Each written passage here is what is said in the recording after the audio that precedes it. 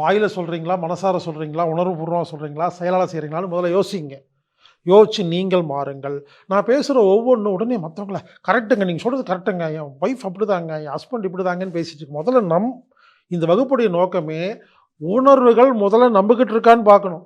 ஆமாங்க, நம்ம எல்லாருமே நமக்கு எந்த மாதிரி மனைவி வேணும்னு சொல்லி பட்டியல் போட்டிருக்கோம். எந்த மாதிரி புருஷனா நாம இருக்கணுங்கிறது யாரும் கற்றுக்கிறது இல்லை.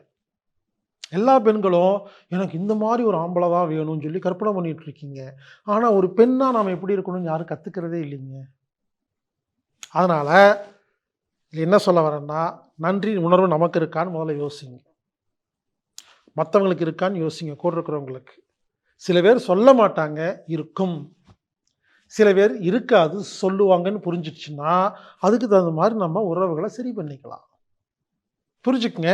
நன்றி உணர்வு அப்படிங்கிறது ஒரு ஹீலிங், ஒரு மருந்து. இது பார்த்தீங்கன்னா ஒரு ட்ரீட்மெண்ட்டுங்க. நன்றி உணர்வு எப்பொழுது நமக்கு அப்படியே மனசார வருதோ நமக்குள்ள ஒரு ஹார்மோன் சுரக்கும். அதுக்கு பேர் ஹாப்பி ஹார்மோன். இதனால் பல நோய்கள் குணமாகி நம்ம சௌக்கியமாக வாழலாங்க. இப்பெல்லாம் யாராவது உதவி செஞ்சாதான் அவங்களுக்கு நன்றி சொல்லணும்னு அவசியம் இல்லைங்க. டிஸ்டர்ப் பண்ணாமல் இருந்தீங்களே அதுக்கு நன்றியும் சொல்ல வேண்டியது இருக்குது.